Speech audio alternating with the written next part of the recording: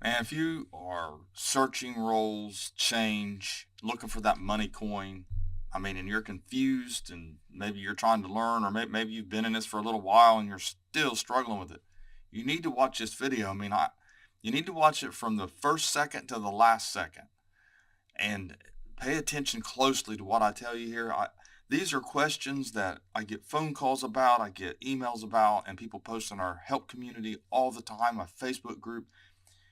Can't help people on the phone. I can't help people in the email so much, but over here on the help community, we try. And this is one of the examples here is a coin with multiple errors.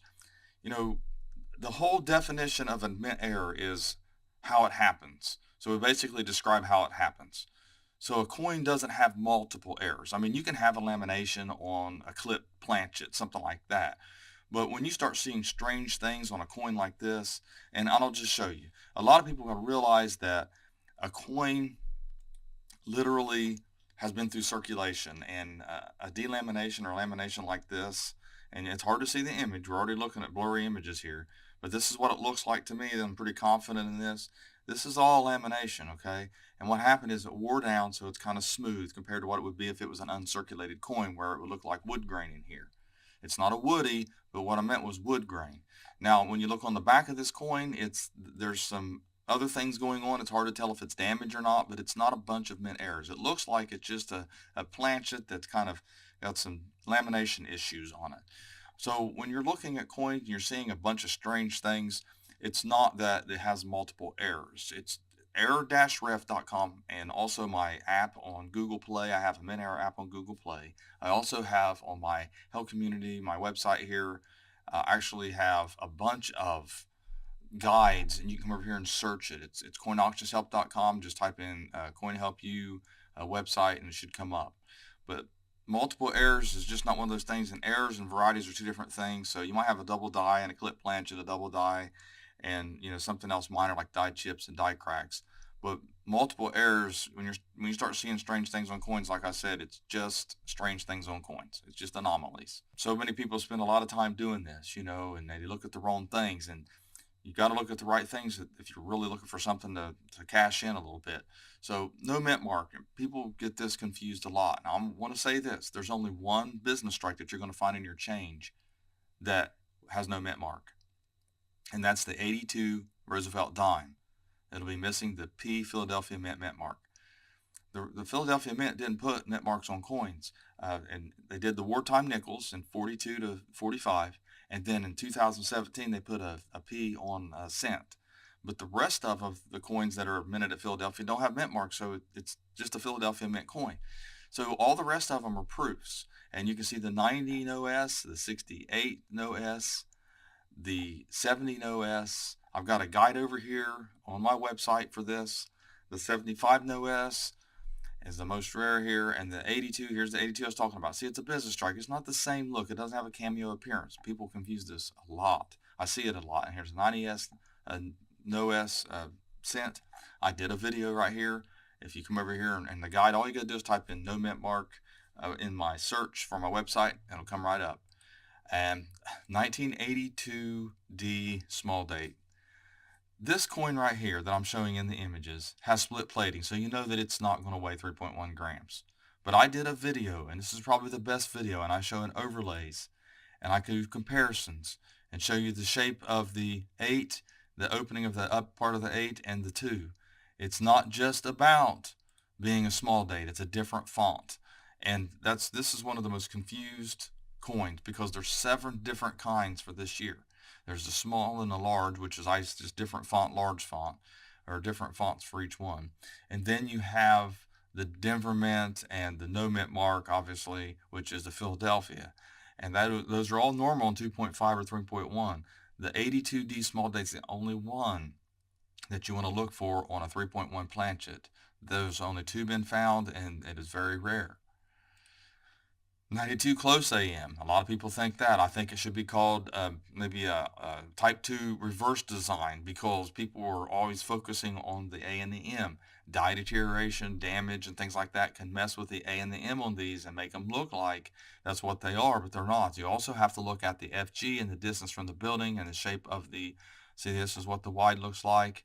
This is what the close looks like. So it's actually a different reverse design. I think people get confused when they see close AM. I think some of these need to be changed. Some of the wording, some of the how we label these need to be changed. Same thing with the small date and large date. It's just different fonts, and it needs to be noted that that's what it is. Then we have the ridge ring here, and we see on a lot of coins, a lot of people post this. I did a video on it right here. It's called "Do You Have This?" Basically, ridge ring rim inside of a penny. You can see what it looks like here in this image. It's just from dye deterioration, and that it's common. You see it a lot. It's not an extra rim or an extra anything. So then split plating is another thing with the plating. People look at, think on here, it's the states. When you start seeing this gray or silver on a coin like this, then they're coated in copper, plated in copper. So you've got the zinc showing through because it starts to split. The planchets, the dye starts to spread, the dye cavity, and it can cause dye deterioration and cause issues like this. Sometimes the plating doesn't adhere properly to the zinc planchet as well, so that can cause issues. So that's what you're looking at, just a common split plating on that. Then we have plating blisters. You can have, this is extreme here, but you can have plating blisters of any shape, size, all over your coin or just in one part of your coin over top of your date. It can look like a mint mark. It can look like another letter, but it's just plating blisters. Usually you can take a toothpick and breach it.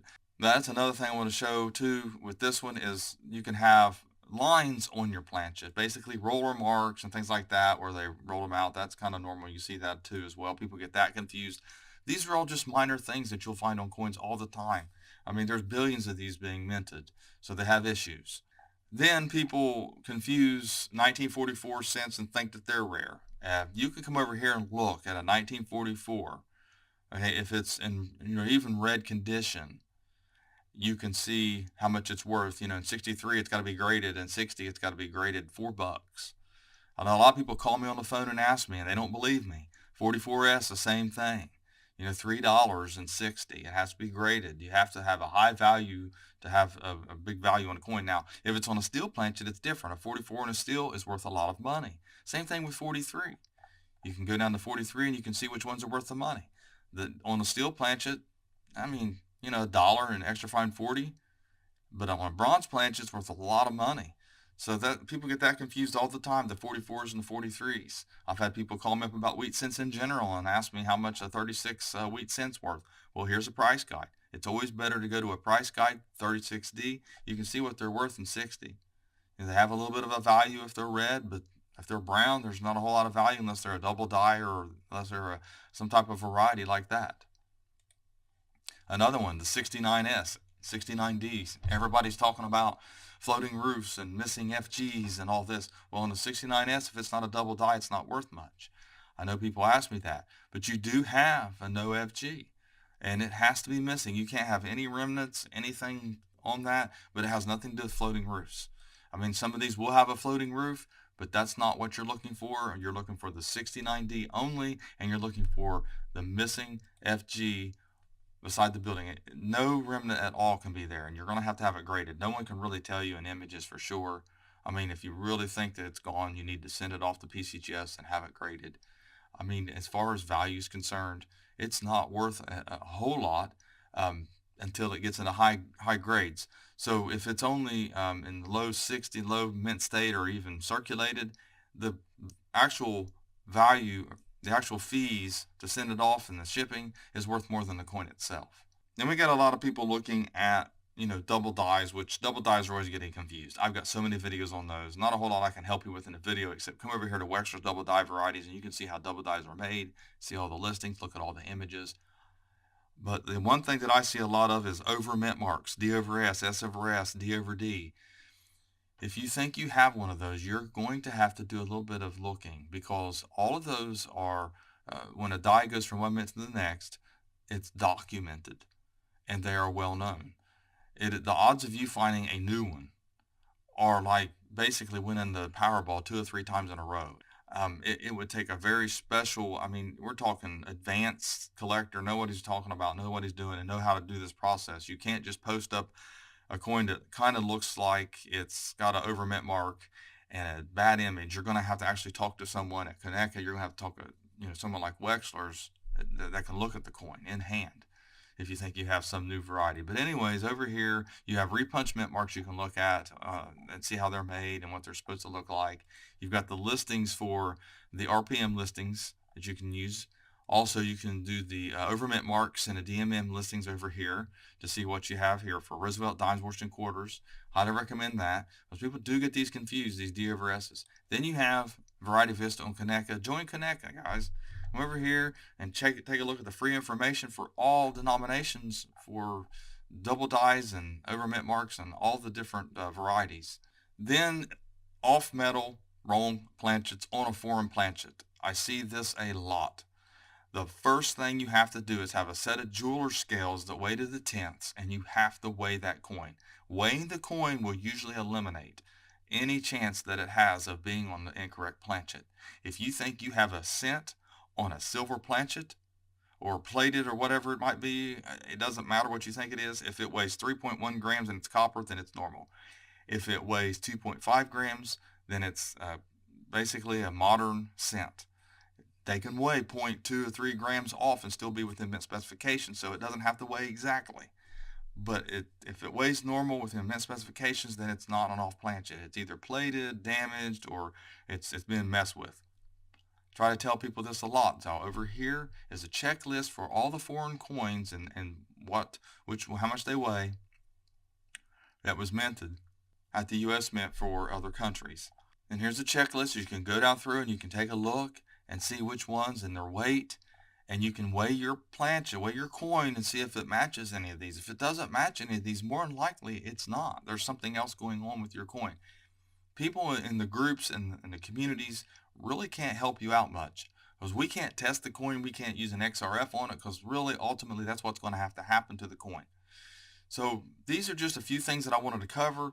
I wanted to show everyone because we are constantly seeing these types of coins and questions being asked in our help community, and we're glad to help people, but it does get a little bit frustrating after a while because there are certain things that you need to know, and I put these videos out, and people, you have to watch the videos and share these videos because video here is very important because it covers a lot of different questions that we see most often in the groups. So thanks for watching my latest video. Please like, share, comment, hit that sub button and that bell, and have a great day.